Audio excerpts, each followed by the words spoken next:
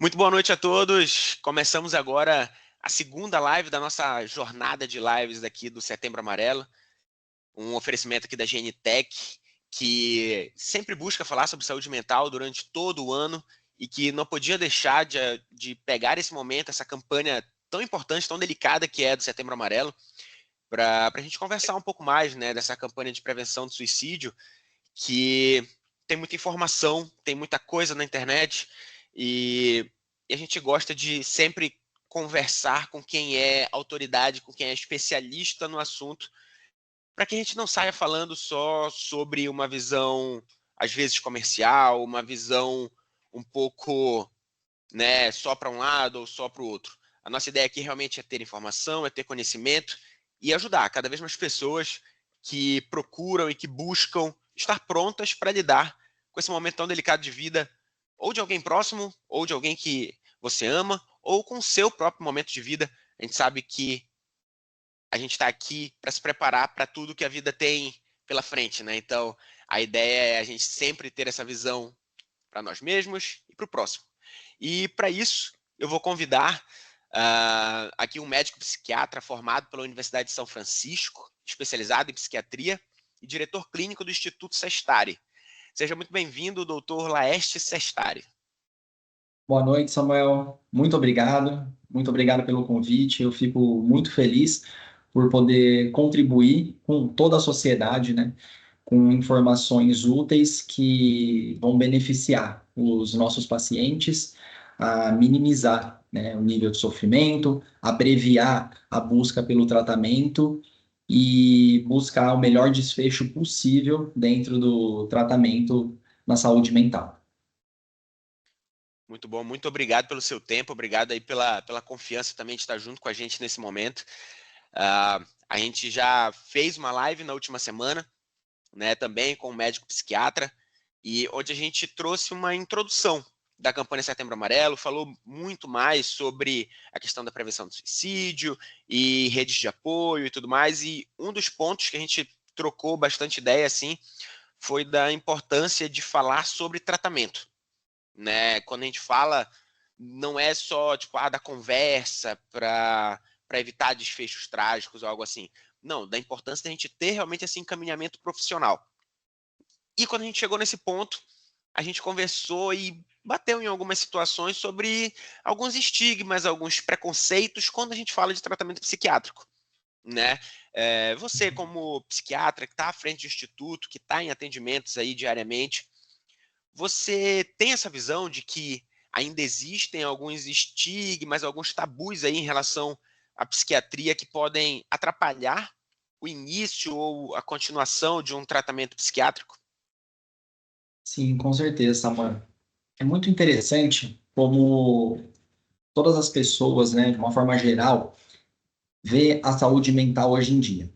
Porque nós temos um conhecimento difundido em propagandas, internet, redes sociais, filmes, séries, projetos públicos, tanto da saúde pública quanto privada, mas no final das contas ainda existe uma resistência muito grande no início ou na aderência do tratamento. E todo mundo se pergunta o porquê, né?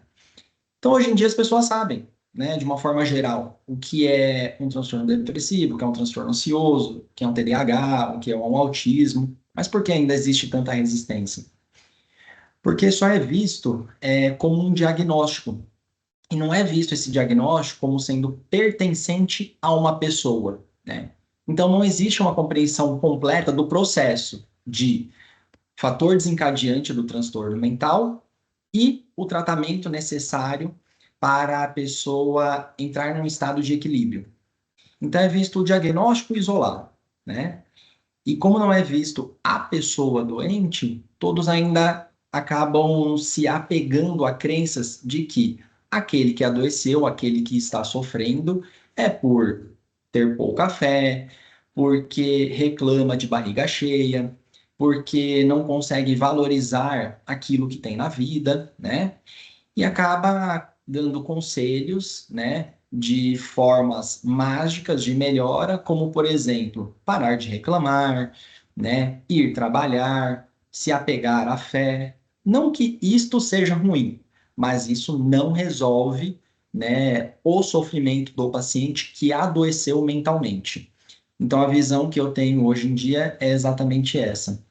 Tem difusão sobre nomes, sobre o que as doenças mentais são, mas não existe uma compreensão da onde ela vem e como tratar. E por isso que ainda existe muita resistência na busca pelo tratamento e na aderência para chegar a um ponto de equilíbrio. Quando a gente comenta, e cria conteúdos sobre saúde mental, realmente dificilmente a gente tem comentários e tem um retorno, né, sobre a questão da doença saúde mental, né, que o cérebro ele realmente ele está doente. A gente vê muita coisa das pessoas falando justamente nesse caminho que você estava comentando, né, de ser um comportamento, de ser um momento da pessoa, né, o estado depressivo, o estado ansioso, ele realmente ser aquele momento que a pessoa está vivendo e não realmente que é um órgão que está doente e que precisa de tratamento, que precisa de um cuidado especializado, né? A gente escuta bastante coisas como isso é frescura, né? A geração dos meus pais mesmo comentam muito sobre isso, né? Então, acho que é sempre bom a gente trazer esse diálogo porque não é só uma geração, não são só os mais novos, os mais jovens que vivem, né, dificuldades e doenças e vivem transtornos depressivos ou algo mais. Todas as gerações vivem com isso, né? Então, o que você pode dizer assim para a gente conseguir finalizar esse tópico e passar para o próximo, né? Em relação a isso, porque muitas vezes eu acho que acaba passando uma ideia de que é uma conversa só com os mais jovens, só com os adultos jovens, vamos dizer assim. Mas é uma conversa que a gente precisa ter com idosos também, na verdade. Isso mesmo. A doença mental, infelizmente, ela não escolhe idade, gênero, raça. Então, existe um acometimento de todas as faixas etárias e de todos os perfis da população, né? É, alguns dados, né, exemplificam isso. Então, nós temos uma média, né, dos dados trazidos pela OMS, que cerca de 1 milhão de pessoas cometem suicídio por ano. No Brasil, cerca de 14 mil pessoas por ano. Isso dá uma média de 38 pessoas por dia, né? Então, chega num ponto onde o suicídio nas Américas, no Brasil, mata mais do que HIV, mata mais do que muitos tipos de diagnósticos de câncer, né? Mata mais do que a violência externa. Então, é um assunto extremamente sério, extremamente importante, o qual deve ser abordado em todas as faixas etárias. Inclusive, um dado interessante, acho que eu acredito que nem todos têm acesso a esse dado, é que ainda a maior taxa de suicídio ela está presente na população idosa. Eles não são os que mais tentam, mas são os que são mais efetivos na tentativa, né? Tem crescido cada vez mais, infelizmente, o número de tentativas e o número de suicídios em jovens e jovens adultos, mas ainda prevalece na população de adulto para idoso, né? A maior taxa de suicídio. Então, é um assunto que nós temos que abordar com toda a população, todas as idades, porque é um interesse geral para ver a compreensão e conversas abertas para nós termos uma escuta ativa e identificar quem é que sofre para poder ajudar o mais rápido possível. Nossa, eu realmente não sabia desse dado e então vamos utilizar, né, esse Setembro Amarelo aí para informar cada vez mais e a gente está cada vez mais pronto, né, para esse momento. E, e sobre isso, a gente não tem como não entrar na questão do tratamento. Quais são, hoje, as opções de tratamento quando a gente fala de saúde mental? A gente pode, eu gostaria de ouvir, né, assim, todas as frentes. Quando a gente fala de algo mais leve, quando a gente fala, se você puder, né, seguir essa linha de raciocínio, quando a gente tem uma situação mais leve, um quadro mais moderado, e quando a gente vai evoluindo esse quadro até um quadro severo. Tá legal, vamos lá. Então, sem especificar diagnóstico, né? Sim. Nós entendemos que a saúde mental do indivíduo está comprometida quando ela traz um nível de sofrimento significativo e constante, e este sofrimento interfere diretamente nas funções social, laboral, de atividades do cotidiano, de vida, quando diminui o interesse como um todo, né? Quando o ciclo vivencial reduz e a maior parte da rotina do paciente acaba se voltando para a própria preocupação com aquele sofrimento. Então a gente determina que ele não está mentalmente equilibrado quando entra nesta circunstância, independente do diagnóstico, tá? Quando o paciente chega a esse nível de sofrimento, dependendo do diagnóstico, nós vamos acabar determinando em leve, moderado ou grave o acometimento. Então, de uma forma geral, vamos falar sobre depressão e ansiedade, né? Sim. A depressão e a ansiedade, ela pode ser um episódio ou ela pode ser crônica. Geralmente, os episódios, numa intensidade leve, pode ter uma abordagem inicial psicoterapêutica isolada, independente da linha da psicoterapia, cognitivo-comportamental, analítica, vai depender da etiologia e da psicodinâmica que levou a esse sofrimento. Mas é uma abordagem extremamente necessária, sendo isolada ou junto com acompanhamento psiquiátrico, mas nos casos leves pode ser apenas o tratamento isolado. Quadro moderado e grave é quando nós entendemos que o indivíduo começa a ter disfunções mais graves na vida. Então, ele não consegue mais ter capacidade para manter o autocuidado. O nível de sofrimento, ele é elevado o suficiente para ele não conseguir mais ter controle sobre o próprio comportamento. Então, a intervenção psiquiátrica, medicamentosa, acaba ganhando uma importância maior neste tratamento. Sempre acompanhado pela psicologia, mas havendo a necessidade no suporte medicamentoso. Por quê? Com o suporte medicamentoso, nós vamos conseguir alcançar um equilíbrio na neurotransmissão desse paciente, para que essa disfunção que gera o sofrimento volte a funcionar com normalidade e diminua o sofrimento. E é claro que, quando nós falamos de saúde mental hoje em dia, nós entendemos que o tratamento ele não gira em torno só da psicologia e da psiquiatria. Havendo a necessidade de outros profissionais, como fonoaudiologista, terapia ocupacional, essas indicações vão sendo feitas de acordo com a necessidade.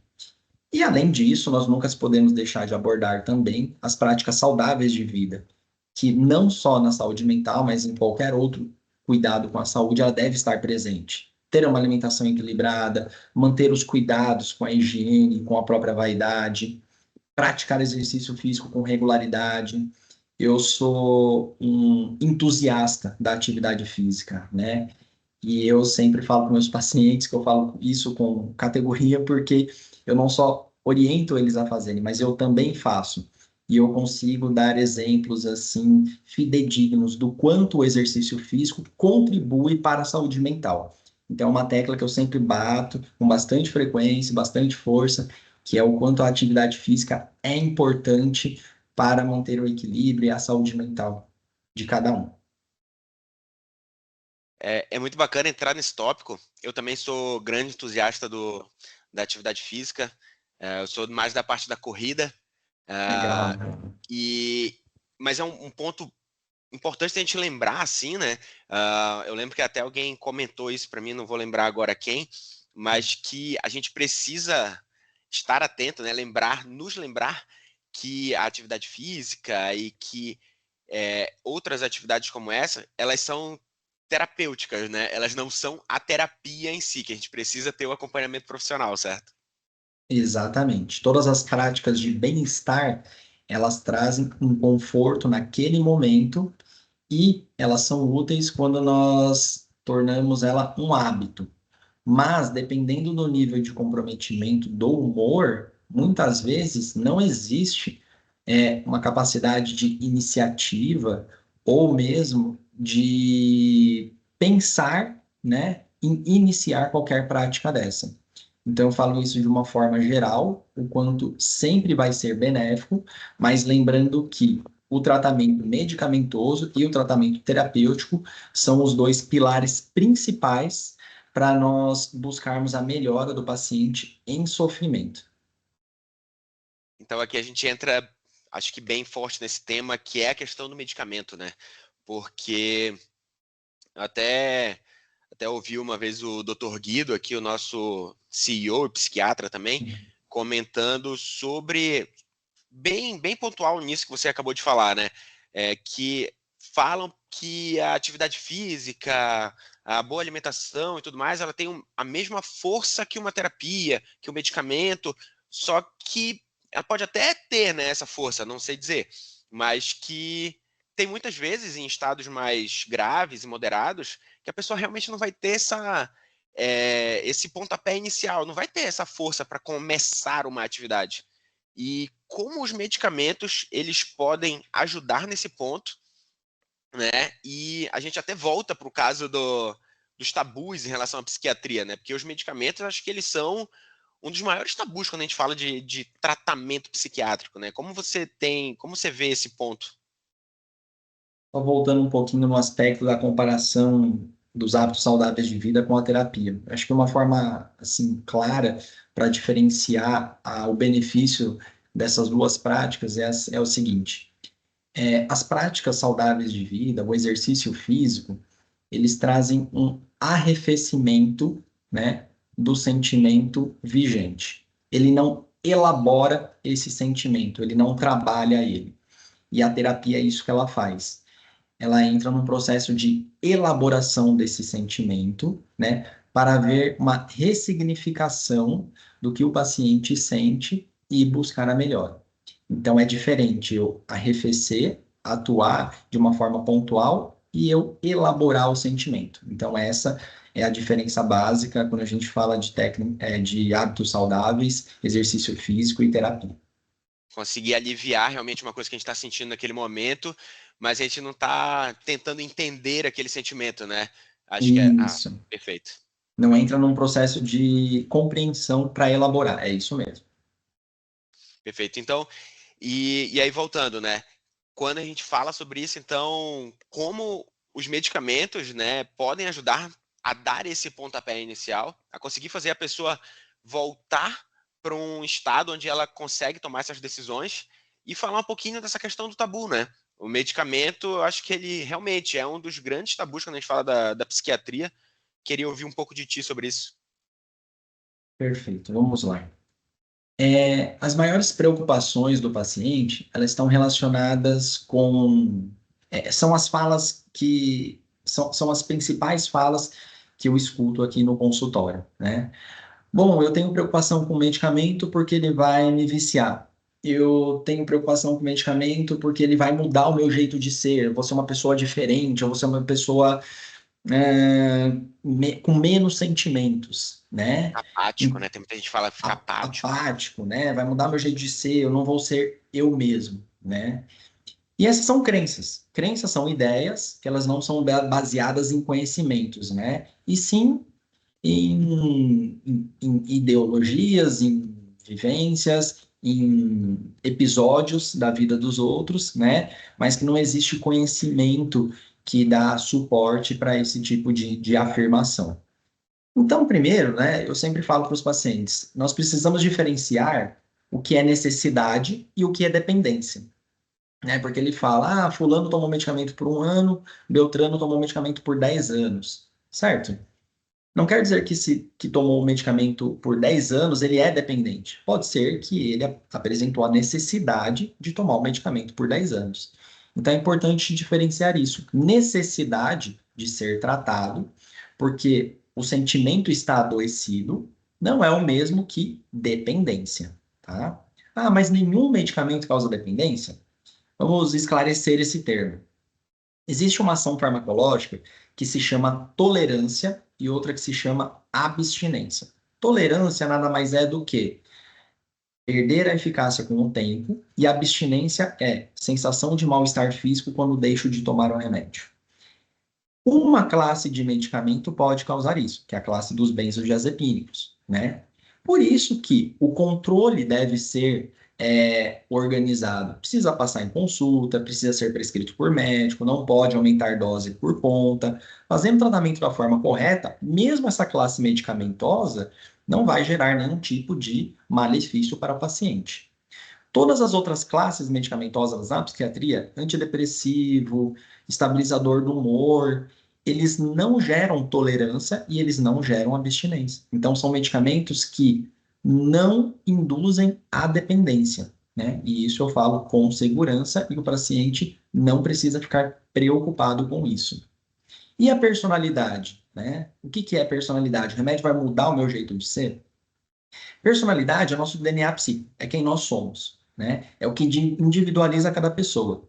A personalidade ela é tão individual que ela é a única coisa que consegue diferenciar dois gêmeos idênticos, né? Eles são idênticos geneticamente, só que um é mais quietinho, o outro é mais agitadinho, porque a personalidade diferencia um do outro.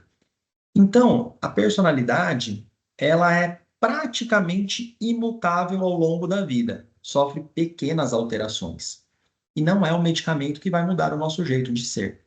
Qual que é a função do medicamento? Não é mudar o nosso jeito de ser, é diminuir a manifestação e a intensidade dos sintomas patológicos, os sentimentos que estão adoecidos.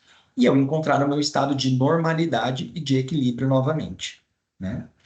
Então vamos ter muito cuidado com informações que pegamos aqui, pegamos ali, sem base teórica, sem base técnica, que só tem uma finalidade: afastar o paciente do tratamento efetivo e distanciar ele do bem-estar, né? Que o medicamento traz logo no início e que consegue trazer um resultado dentro de cerca de 3, 4, 5, 6 semanas, né? Fazendo com que esse paciente consiga retomar sua funcionalidade, a interação social, a participação no seu trabalho. Então, não vamos adiar esse processo com desinformação. É muito importante a gente entender esse papel do médico, né? Nesse momento de trazer essa clareza, né? Para o discurso. Como tu comentou, às vezes é uma informação que vem de outros, né? É um discurso que vem de algum lugar, que vem de alguma rede social, que vem de algum canal específico, que a gente toma como autoridade e que muitas vezes só está comentando uma vivência própria ou algo que ouviu falar também, né, que muitas vezes nem é vivência própria, é só um discurso replicado, né?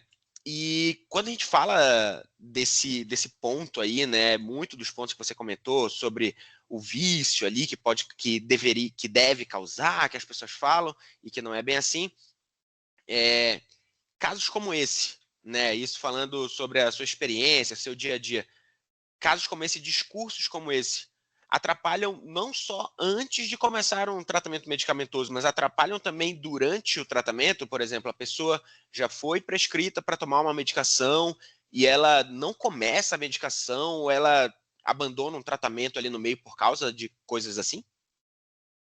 Muito comum, Samuel. É muito comum, muitas vezes, o paciente chegar em casa com uma receita, chegar em casa com uma caixinha de medicamento e receber uma crítica fortíssima no seguinte tom: o que que é isso? Você vai se drogar agora? O que que é isso? Você vai depender de um medicamento para sobreviver agora? Disso para pior, né? Então, exercer essas críticas fortes sobre quem já está fragilizado, né? Quem já está adoecido mentalmente, faz com que essa pessoa seja manipulada. Ela está vulnerável, ela está no momento de fragilidade, ela precisa de apoio. Se ela não tem um apoio e ela tem uma opinião contrária, diante dessa fragilidade, por estar em um estado de sofrimento, ela acaba acatando o que o outro fala. Nem sempre, mas existe uma grande porcentagem que acaba acatando. E é muito comum, né, em situações como essa, não voltar numa segunda consulta. E o que acontece? O sofrimento não melhora por si só. Por quê? Não é frescura, não é desânimo passageiro, não é falta de esforço, é uma doença.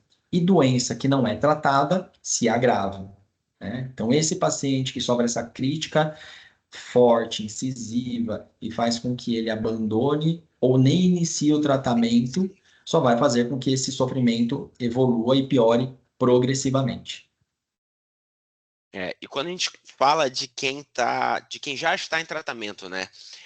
Quais são os principais motivos que podem levar essa pessoa, que a gente escuta bastante, a coisa do desmame, a coisa do abandono do tratamento psiquiátrico. Quais são os principais motivos que levam a esse abandono? Olha, um dos principais motivos do abandono são os efeitos colaterais. E aí eu vou fazer uma crítica, inclusive, para a classe médica, da importância da valorização do vínculo médico-paciente na primeira consulta. Por quê? É extremamente importante explicar o passo a passo do tratamento. O paciente não tem bola de cristal, apesar de existir internet, chat GPT hoje. Mas muitas vezes ele não tem acesso à informação correta.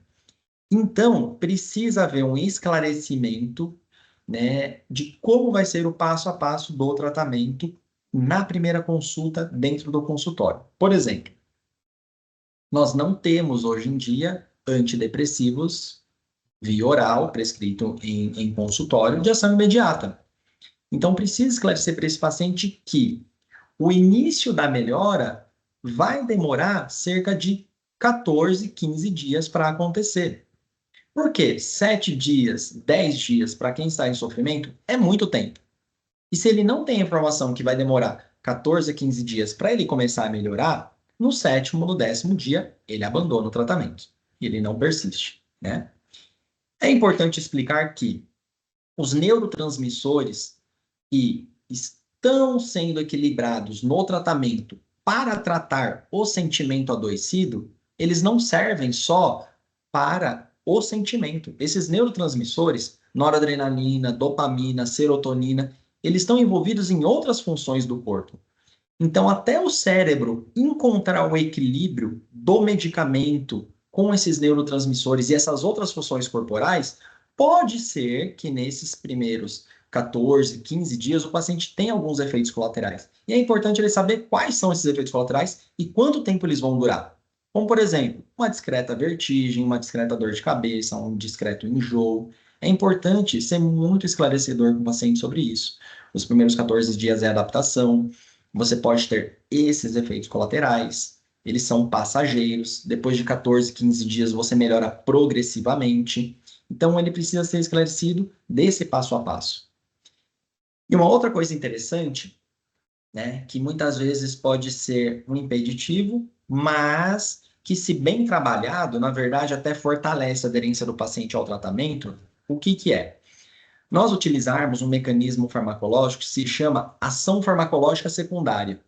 E aí, no meu ponto de vista, é a maior habilidade do psiquiatra. O que é ação farmacológica secundária?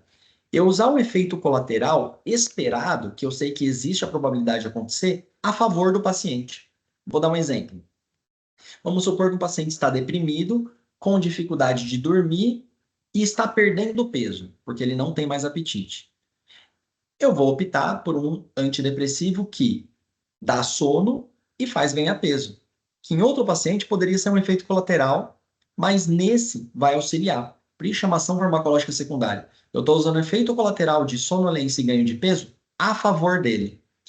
Então, essa é a habilidade do psiquiatra. Encontrar um medicamento que vai tratar o sintoma do paciente e que os efeitos colaterais são usados a favor dele. Então, assim, nós conseguimos aumentar a aderência ao tratamento, com informação e com habilidade para lidar com esses efeitos colaterais a favor do paciente. Muito bacana, eu não conhecia esse termo, e realmente a gente escuta bastante sobre essas dificuldades e também sobre esses efeitos colaterais, né? Então, quando a gente para pensar um pouco e consegue encaixar isso, realmente pode ajudar em determinado momento, né? Sobre questão de, ainda sobre essa parte medicamentosa, a interrupção do tratamento. Muitas vezes a gente vê relatos das pessoas na internet de, não estava me fazendo bem, parei. Simplesmente parei. Não fui ao médico conversar para uma consulta, não. Simplesmente parei. Quais são as consequências disso, desse abandono do tratamento de forma abrupta? Vamos falar dos antidepressivos, né? O antidepressivo, de uma forma geral, ele aumenta um neurotransmissor no cérebro que se chama serotonina. Se o paciente interrompe o tratamento subitamente, o nível de serotonina que estava buscando equilíbrio no cérebro, ele cai, né? Cai de uma hora para outra. Isso gera uma condição que nós chamamos de síndrome de descontinuação serotoninérgica. É um conjunto de sintomas psíquicos e físicos de mal-estar. Então, um paciente que tira o medicamento subitamente, provavelmente vai ter crise de ansiedade, angústia profunda, sensações físicas de desconforto como tontura, dor de cabeça e enjoo. É uma sensação muito ruim de passar por ela. Que se a pessoa já está fragilizada e passa por esse desconforto, né, ela está se expondo a um risco muito grande, porque talvez ela não tenha tolerância para lidar com isso. E as consequências que possam levar pode ser um comportamento impulsivo, de se fazer mal, por não tolerar esse mal-estar, né? Suspender o medicamento antes da hora também vai fazer com que haja uma piora do sintoma e retarda a busca pela melhora. E talvez nós vamos ter mais dificuldade, terapeuticamente falando, para alcançar esse equilíbrio depois dessa parada, né? Porque os sintomas eles pioraram. Então, talvez nós vamos precisar de um medicamento mais eficaz, de uma dose mais empoderada, talvez. Então, as principais consequências são essas, né?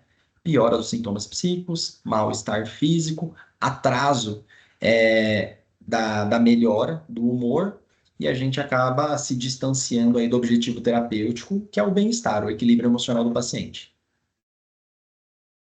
Muito bom, doutor. Realmente são informações que muitas vezes são comentadas, são passadas para o paciente e para a família, que às vezes eles não têm toda a atenção necessária e acabam cometendo alguns erros complicados ali durante o tratamento, né? Então, assim, pensando nesse caminho aqui de finalizar a nossa conversa, de passar uma mensagem, assim, primeiramente para essa rede de apoio, para o familiar, né, que está junto dessa pessoa, para os amigos que estão acompanhando junto. Você comentou em alguns pontos, né, da nossa conversa em relação ao início do tratamento medicamentoso, que às vezes pode se ter uma resposta um pouco complicada ali da pessoa que está perto, né, do familiar, do cônjuge. Então, qual é a mensagem que a gente pode deixar para eles para que a gente consiga ter uma adesão e ter uma continuidade aí do tratamento com mais tranquilidade e com mais apoio de todos, né? Olha, eu acho que a mensagem mais clara e resumida, que vai agregar e ter valor em relação à casa, né, aos parentes, de quem acompanha alguém que está em sofrimento, é o seguinte: exerça uma escuta acolhedora, valida o que o outro está falando, né? Muitas vezes, quando nós mais queremos falar do que ouvir, nós estamos falando mais de nós mesmos do que do outro, tá? Então, pouco valor vai ter para o paciente, né? Esses conselhos. Então, como eu vou ajudar? Escutando, validando aquilo que eu estou escutando e orientando a pessoa que sofre a procurar ajuda profissional. É assim que nós vamos valorizar quem está sofrendo e vamos abreviar esse sofrimento, indicando ele para o tratamento correto. Se eu puder me estender de uma forma breve, Pode ser. já que eu falei de abreviar o tempo de resposta à melhora, eu queria falar um pouquinho sobre o quanto hoje em dia está evoluída a psiquiatria, né? Antigamente, E antigamente, há pouco tempo, se nós vamos falar em medicina, 5 décadas atrás, nós tínhamos uma lista extremamente restrita de possibilidades de intervenção medicamentosa. Hoje em dia, além dessa lista ser ampla, né, nós podemos abordar os pacientes com uma centena de possibilidade de medicamentos. Nós temos outras possibilidades tecnológicas, como, por exemplo, o teste farmacogenético.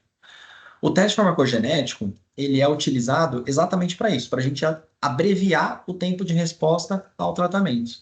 Porque ele avalia genes específicos que estão relacionados com metabolismo, absorção e eliminação do medicamento. E qual que é o objetivo? Personalizar o tratamento para esse paciente. Fazer com que ele encontre o benefício, o bem-estar o mais rápido possível e com menos efeito colateral possível ou até sem efeito colateral. Então, hoje em dia, além de uma gama de possibilidades de tratamento medicamentoso, nós temos também essa facilidade do teste farmacogenético, que é um teste que padroniza, personaliza, individualiza o tratamento para nós conseguirmos o benefício mais rápido possível com menos efeito colateral. Então, tem uma escuta ativa em casa, valida aquele que sofre, indica ele para um profissional adequado, porque o que não falta hoje é a opção de tratamento.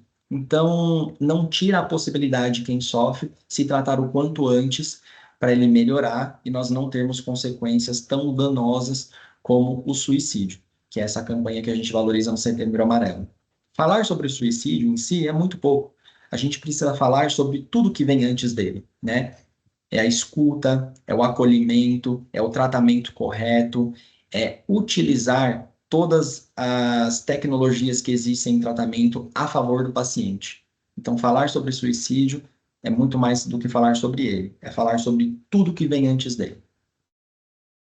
Muito obrigado, doutor Laerte. Foi excelente conversar com você, entender mais sobre alguns pontos que realmente a, a gente não dá a importância devida e pode ser a peça que falta para a gente conseguir iniciar um tratamento, para conseguir ajudar alguém próximo.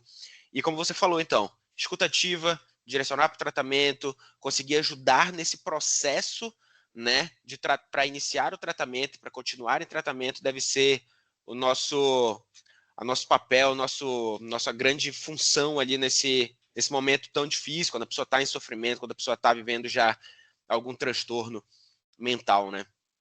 Só te Isso. agradecer, a gente sabe que o tempo é sempre corrido, então muito obrigado pelo teu tempo aqui com a gente. E esse ponto que você comentou aqui do teste farmacogenético, que a gente tanto trabalha aqui na Genitec, vai ser o nosso foco e o nosso objetivo ali de trazer mais luz sobre ele na nossa próxima live, no dia 24 de setembro, vai ser a nossa última live agora do Setembro Amarelo. A gente vai estar com o Dr. Guido Boabaide, nosso CEO e psiquiatra, para justamente a gente trazer e tirar todas as dúvidas sobre o teste farmacogenético.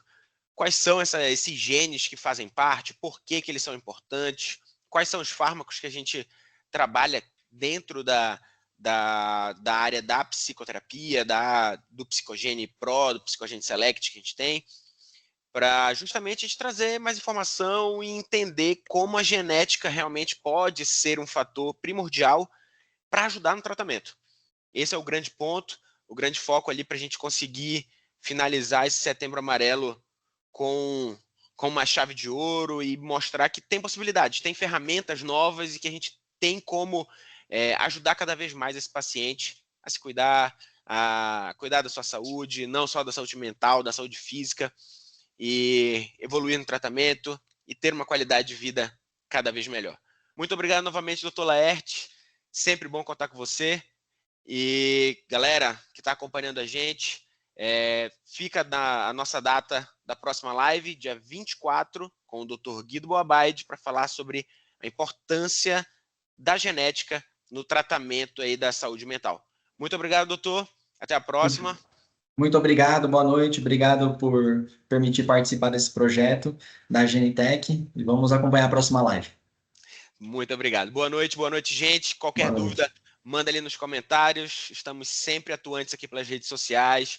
E chama que a gente vai criar muita coisa bacana ainda nesse Setembro Amarelo e durante todo o ano falando sobre saúde mental para ajudar vocês nesse momento de vida que a gente sabe que saúde mental precisa ser cada vez mais comentada, porque falar sobre saúde mental salva vidas. Boa noite e até a Isso próxima. mesmo. Boa noite.